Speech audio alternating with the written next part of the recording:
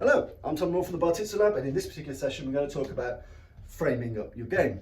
And essentially what I refer to, or what I mean by that, is using supporting hands to act as a defensive and offensive modular element to the attacking hand or the attacking tool.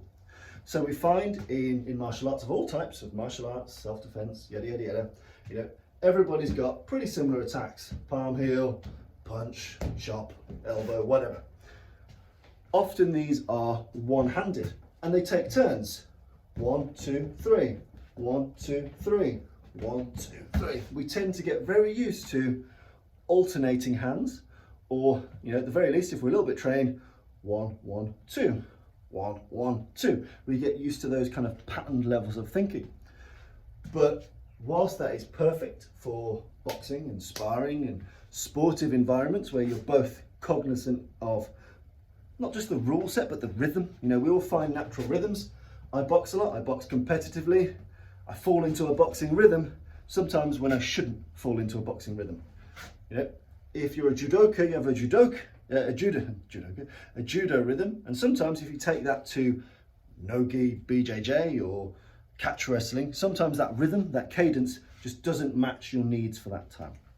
So sometimes you need a full-bodied aggressive stopping attack, and some of the things we found at the Bartitsu Lab is that framing those up is very, very conducive to keeping you safe and adding extra tools to your preemptive or your counter or your simultaneous attack. So essentially what I mean by the framing is that if, I'm just going to use a token strike here, if this hand is striking, as opposed to having a hand in a passive position or ready to do something else, I launch both at the same time and I support the frame here. And I support the frame for a number of reasons. One, I've now got this elbow in a position where it's defending my jaw. Now I could keep it here, and that's fine, but I can only defend so much jaw at one time with a fist. Soon as I drop my chin into here, I keep that relatively safe. I've got that frame. So I'm just using a token attack here. This attack comes in, that's fine, hunky-dory. I can smash a person like this. But if I want to make real sure, I can also smash a person like this. It doesn't really affect this striking hand, because this is going to do its business anyway. But this extra frame gives me a degree of surety against an attack from this angle. I keep myself safe, I keep my command center relatively safe.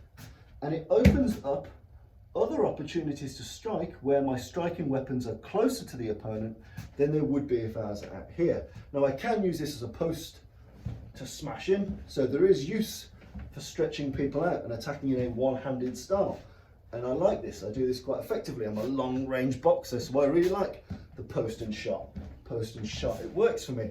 Some people it doesn't work for, and that's where some of these framed techniques work really, really well. So bursting in, keeping that strong frame, allows me to strike with the same impetus I would before. This hand typically puts more of our body weight, our impetus into the shot. Psychologically, as soon as this touches that, we're all in. We're committed here. We're committed. Psychologically, this happens. If we're just attacking with one hand, sometimes you commit, sometimes you don't. Even very well trained people. With two hands, you often find that psychologically you're more prone to smash in, to drive, to be aggressive, and that's sometimes very useful. Straight in here, I've got that frame. Now because I've got this frame, this hand and this elbow is here, and I can smash.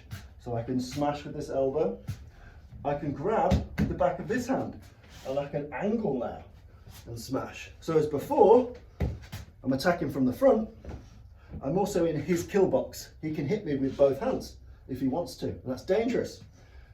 As soon as I'm here, I can use this hand, the framing hand, to turn the corner, still get that lovely post, bang! But now, I'm out of the danger zone for the fists.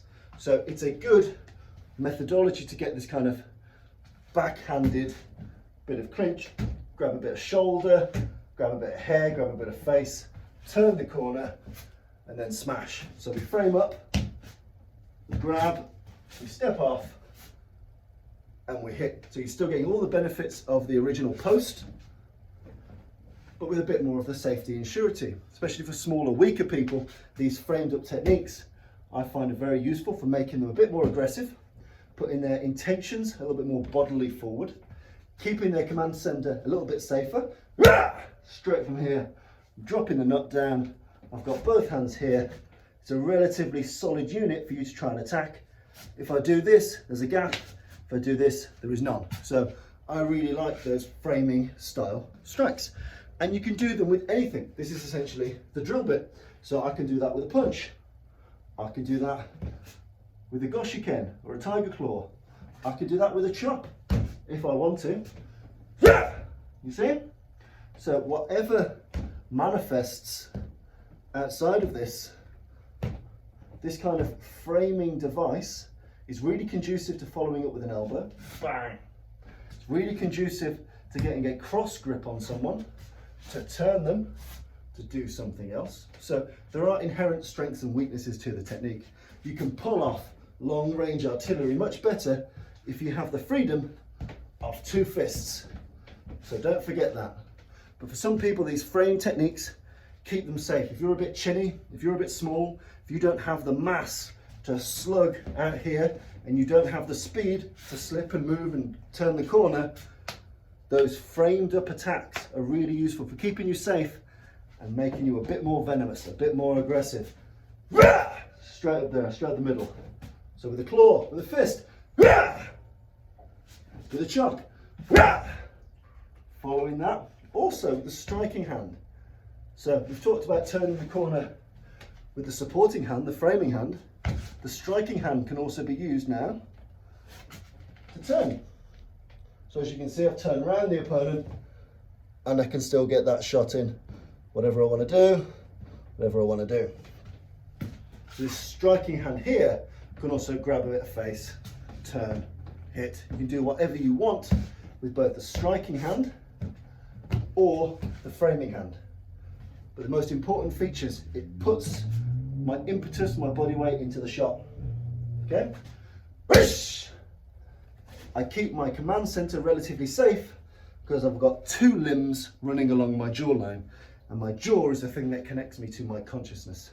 Now, whilst I've exposed my body for a small period of time, really body shots are a learned or a refined or a fighter's skill. You know, people know how to do sucker punch to the body, and yes, some people may do it, but in reality, most people go straight for the dome. In a concerted physical confrontation, most people go for the command center, so keep the command center safe. That's where these framed techniques can be really useful, whether it's a punch, whether it's a chop, whether it's a palm heel, whether it's a hammer fist. You can frame up and get used to the options. Elbows, turn the corner with a cross grip, turn the corner with the opposite cross grip, or once you've got that technique in, you can then decide to post and then decide to hit. So as opposed to immediately posting and hitting, I've collapsed in. As long as I keep some degree of contact on him, I can shove him a little bit, keep some degree of control, and then strike in. But I've entered the space first, safely within the frame. It's also very good against people that are looking to close an inexpert grapple. An expert grapple, obviously you're going to move to different things, but an inexpert grapple, like a clothes grab, a grip, a bit of a headlock, that kind of frame, even if the strike doesn't land, is strong. You know, if you're stopping, you know, if there's a velociraptor outside the door, you're not going to hold the door like this, you're going to be like, fuck! You know, you're going to put some body into it. You're going to put your shoulder into it, or you're going to put some body into it, you're going to frame it. So that's why this frame style, this frame methodology can add real strength to stopping people crushing the distance from getting too close. So I can frame up and I can strike from close range and have a good wedge to stop him advancing on me. So I can attack from longer range and get safely into distance, or I can prevent bodily encroachment on my space from close range. You know, I've got a strong wedge here with which I can hold the velociraptor behind the door back. So again, make sure that you are cognizant of, you train in, and you're aware of some of the students and some of the body types that might find framed up techniques very, very useful for them as they defend themselves, and especially against larger people, people that want to grapple, people that want to crush and eliminate Those people require more than just one hand to knock back. Do two for the price of one. Protect your head and be ready for the follow-up options that this allows. Hope you found that useful. Hope you find reframing an interesting tool for you to play with. And if you've got any questions or you try it yourself, please do let me know how it goes.